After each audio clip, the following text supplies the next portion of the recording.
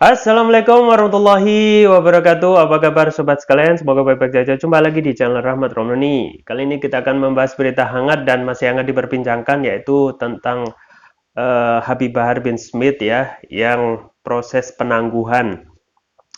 penahanannya itu ditangguhkan oleh ditolak ya. Jadi Polda Jabar itu menolak penangguhan penahanan Habib Bahar bin Smith ya terhadap kasus yang sekarang sedang diperiksa, dan sebenarnya tidak ada kejelasan ya, tidak ada kejelasan antara kasus apa yang lebih difokuskan untuk kasus Habib Bahar bin Smith. Ini ada berita yang dilansir oleh republika.co.id ya. Langsung saja kita bacakan. Polda Jabar tolak penangguhan penahanan Habib Bahar bin Smith ya. Polda Jawa Barat menyatakan belum memberikan penangguhan penahanan terhadap Bahar bin Smith BS yang menjadi tersangka kasus penyebaran berita bohong atau hoax. Kabid Humas Polda Jawa Barat Kombes Ibrahim Tompo mengatakan Bahar belum bisa ditangguhkan penahanannya karena kebutuhan proses penyidikan. Belum ada perkembangan terkait dengan penyidikan saudara BS. Sementara ini penangguhan masih belum dipenuhi oleh penyidik, kata Ibrahim di Kota Bandung, Provinsi Jabar. Menurut dia, Bahar masih diperlukan untuk memberikan keterangannya demi melengkapi berkas perkara yang menjeratnya soal dugaan ujaran hoax tersebut. Pasalnya berkas perkara akan segera diselesaikan guna dapat dilimpahkan ke kejaksaan. Keberadaan saudara BS masih dibutuhkan untuk melengkapi berkas perkara, kata Ibrahim. Polda Jabar menetapkan Bahar sebagai tersangka kasus penyebaran berita bohong atau hoax pada Senin 3 Januari. Namun polisi belum menyebutkan isi materi ujaran hoax yang disampaikan Bahar. Adapun Bahar diduga menyampaikan ujaran kebencian tersebut ketika mengisi ceramah di kawasan Marga Asih Kabupaten Bandung, Jawa Barat, sehari setelah ditetapkan sebagai tersangka pada Selasa 4 Januari. Tim kuasa hukum Bahar Smith melayangkan surat penangguhan penahanan kepada Polda Jabar. Kita langsung membuat surat penangguhan penahanan dilampiri surat jaminan kepada penyidik Polda Jabar, kata pengacara Bahar, Ikhwan Tuan Kota. Pada kasus ujaran hoax, Bahar dijerat pasal 14 ayat 1 dan 2 Undang-Undang Nomor 1 Tahun 1946 tentang Peraturan Hukum Pidana junto pasal 55 KUHP dan atau pasal 15 Undang-Undang Nomor 1 Tahun 1946 tentang Peraturan Hukum Pidana junto pasal 55 KUHP dan atau pasal 28 ayat 2 junto pasal 45A Undang-Undang ITE junto pasal 55 KUHP ya. Ya, itu ya, sobat sekalian. Jadi memang untuk kasus Habib Bahar bin Smith ini belum bisa ditangguhkan, dan kalau kita melihat perkembangan kasusnya di media itu sempat awalnya itu publik mengira yang jadi fokus pembahasan kasus Habib Bahar bin Smith adalah tentang kritik terhadap Jenderal Dudung Abdurrahman gitu ya. Tetapi setelah itu yang berkembang, yang diberitakan dan disampaikan oleh pihak kepolisian adalah tentang ujaran hoax ya, kabar hoax tentang ceramahnya di Kota Bandung tentang tentang eh, kasus kilometer 50 gitu ya. Kasus kilometer 50 yang menewaskan 6 suhada dari Laskar FPI. Sobat sekalian yang dirahmati Allah, memang kalau kita melihat belum ada tindakan kejelasan gitu, kejelasan informasi, dan tidak ada porsi yang adil ya antara Habib Bahar bin Smith dengan kasus-kasus yang sama sebelumnya.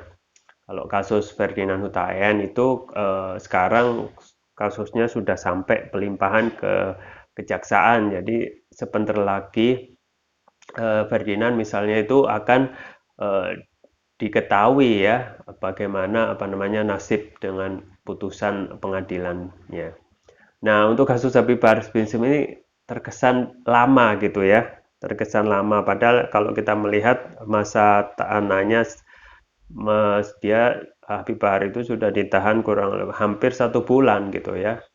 Dan itu belum tahu pasal yang akan dikenakan ya terhadap hoax, kabar hoax ataupun ujaran kebencian yang dipersangkakan gitu ya.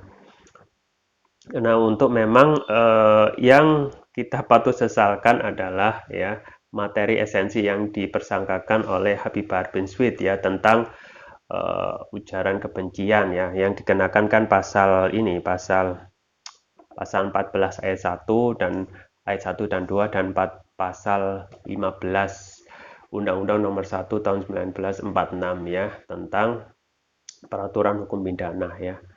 Padahal pasal ini atau undang-undang ini tidak pernah dipakai ya di rezim sebelumnya, misalnya di pemerintahan SBY ya, pemerintahan Orde Baru, bahkan Orde Lama pun ya, Undang-Undang Nomor 1 tahun 1946. Nah, baru dipakai pada rezim ini gitu ya. Undang-undang apa namanya pasal 14 ayat 1 dan 2. Kalau 14 pasal ayat 1 kan bunyinya barang siapa yang menyiarkan berita bohong ya. Barang siapa yang menyiarkan berita atau pemberitaan bohong yang dapat menerbitkan keonaran di kalangan rakyat ya dihukum seberat-beratnya penjara 10 tahun. Itu 14 ayat 1. Kalau 14 ayat 2, barang siapa yang menerbitkan berita dan pemberitahuan yang dapat menimbulkan keonaran dan patut diduga ia berita tersebut bohong dipenjara 3 tahun ya. Kalau 15 kurang lebih sama ya, menyiarkan berita, menyiarkan kabar yang tidak lengkap, tidak pasti, berkelebihan, yang patut diduga itu menimbulkan keonaran dihukum 2 tahun. Ya, itu untuk pasal 14. Tetapi juga dikenakan pasal ITE ya, Undang-Undang Nomor 19 tahun 2016 tentang perubahan Undang-Undang Nomor 11 tahun 2008 tentang informasi transaksi elektronik. Ya, pasal 28 ayat 2 ya, setiap orang yang dengan sengaja dan tanpa hak ya, menyiarkan informasi yang dapat menimbulkan kebencian dan juga atau permusuhan individu dan atau masyarakat ya yang berdasarkan atas suku, agama, ras dan antar golongan ya. Undang-Undang Nomor 1946 itu tidak pernah dipakai pada pemerintahan sebelumnya. Begitu juga pada Undang-Undang ITE ya, Undang-Undang Nomor 19 tahun 2016 tentang perubahan Undang-Undang Nomor 11 tahun 2008 ini tidak pernah dipakai padahal pada saat pemerintahan sebelumnya untuk ya menjerat orang terhadap kasus ujaran ya, ujaran kebencian ya. Padahal kita ketahui bahwasanya pembentukan Undang-Undang ITE pada zaman pemerintahan SBY itu ditujukan untuk mengisi kekosongan terhadap transaksi elektronik yang patut diduga terjadi timbul tindak pidana gitu ya. Nah, itu pada zaman SBY itu tidak pernah dipakai untuk menjerat tokoh-tokoh atau aktivis atau apa namanya rakyat yang melakukan kritik dengan tuduhan ujaran kebencian ya. Tapi justru pada saat ini saja ya, pada saat pemerintahan ini saja Undang-Undang ITE itu dipakai untuk menjerat dalam tanda kutip orang yang kontra terhadap pemerintahan, orang yang kritis terhadap pemerintahan ya. Kita lihat bahwasanya ketika seseorang itu melakukan dalam apa namanya kritik ya terhadap pemerintah ataupun menyampaikan informasi ya, sebenarnya informasi itu langsung dijerat dengan pasal ini ya, pasal Undang-Undang ITE 28 ayat 2 ya. Habib Bahar bin Smith, kemudian juga Habib Rizik Syihab itu dijerat dengan pasal 14 dan 15 Undang-Undang Nomor 1 tahun 1946 ya. Padahal kalau kita melihat kasus Habib Rizik itu sepele gitu. Cuma menyatakan kondisi sehat ya dan Habib Rizik sendiri tidak mengetahui bahwasanya dia belum ada informasi dia kena COVID. Itu dihukum ya dengan tuntutan 10 tahun ya, kemudian dihukum 4 tahun. Kemudian ternyata setelah diteliti hakim mengatakan memang tidak terjadi keonaran gitu ya. dengan dikorting menjadi 2 tahun ya. Nah, kalau kita melihat kalau tidak pun terjadi keonaran untuk kasus Habib Rizik ya kenapa tidak dibebaskan saja gitu ya. Jadi bahasa keonaran yang dipakai Undang-Undang Nomor 4 Pasal 14 ya, Undang-Undang Nomor 1 tahun 1946 ini tidak pernah dikenal ya apa namanya dalam dalam hukum ini tidak bisa pernah dikenal keonaran dalam media sosial gitu ya. Karena keonaran yang biasa dalam hukum itu sifatnya harus rigid gitu, harus pasti, tidak ada penafsiran gitu ya. Misalnya yang bisa diterima adalah keonaran yang sifatnya fisik gitu ya. Kalau untuk kasus Habib Rizik Syihab ketika beliau itu menyatakan sehat ya, kemudian menimbulkan keonaran ya, keonaran yang mana gitu.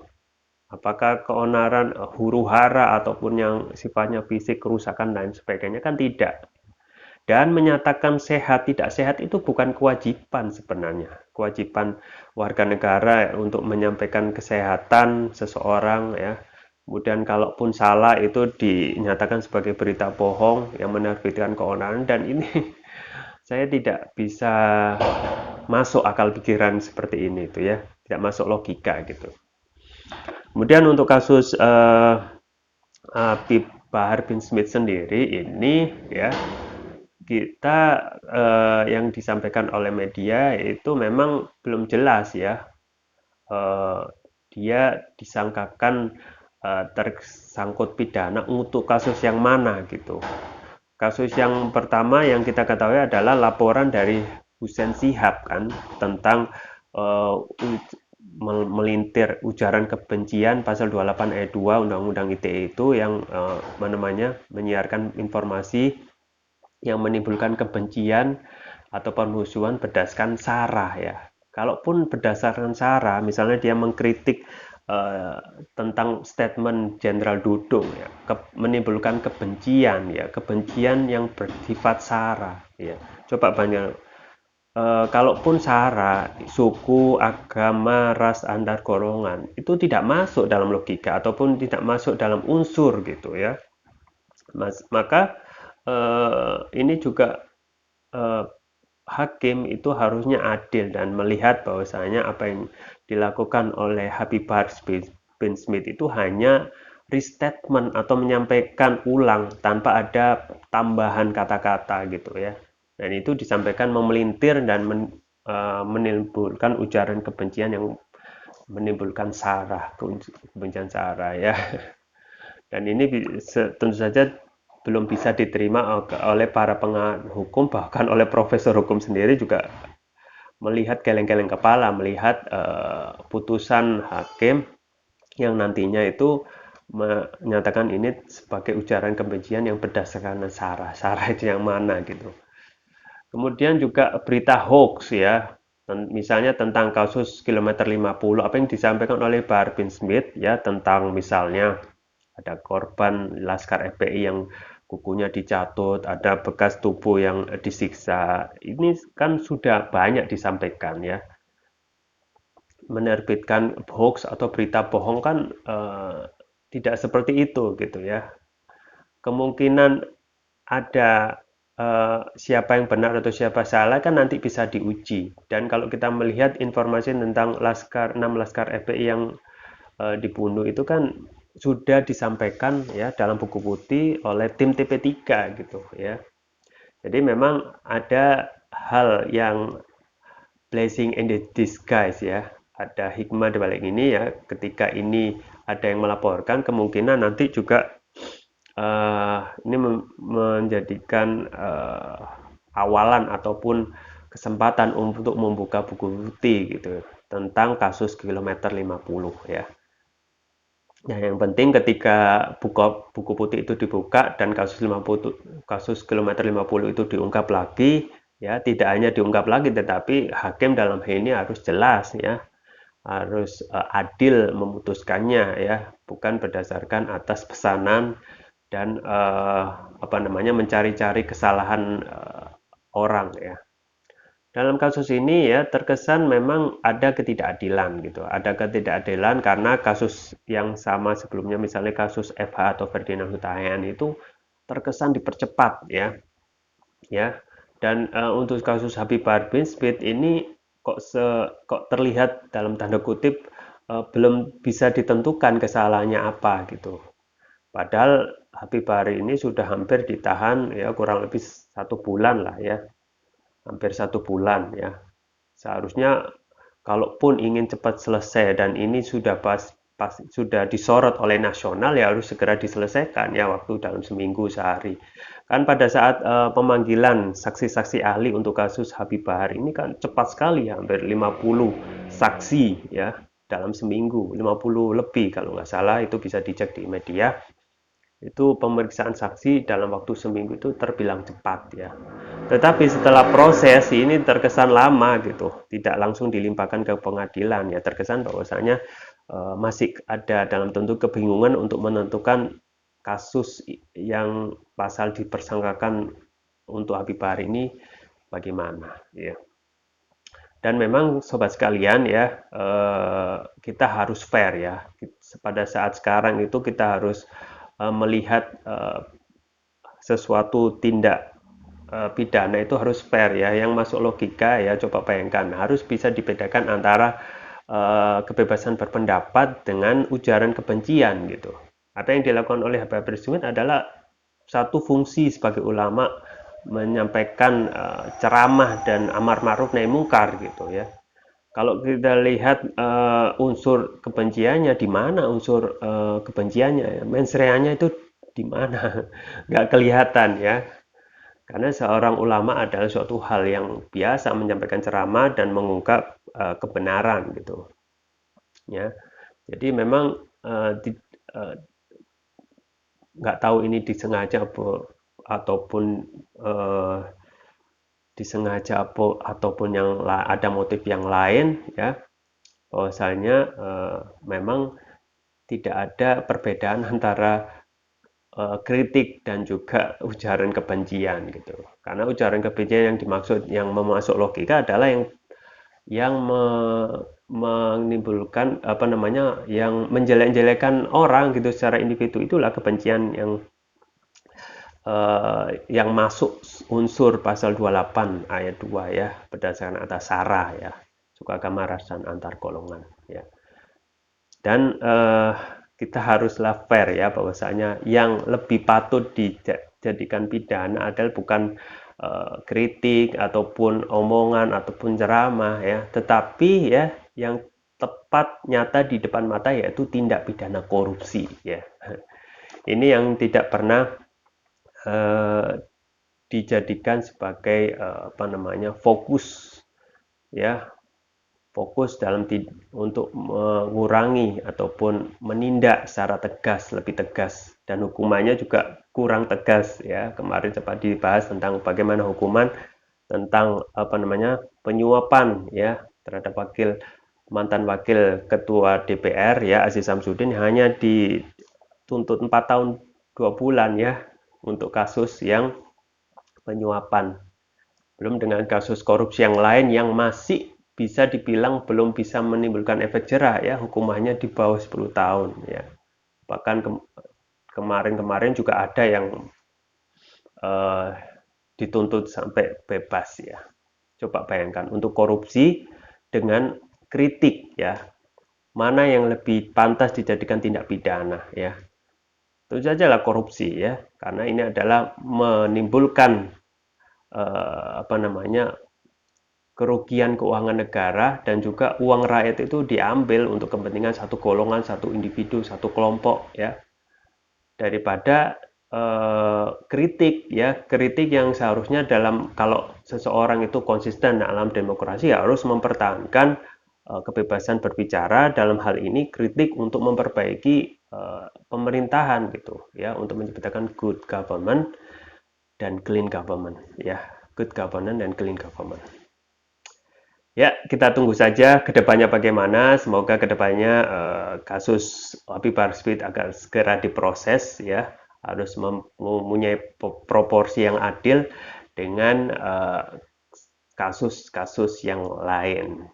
Ya, itu yang bisa saya sampaikan. Semoga bermanfaat. Saya Rahman ini. Jangan lupa like, share, dan subscribe. Sampai jumpa lagi. Wassalamualaikum warahmatullahi wabarakatuh.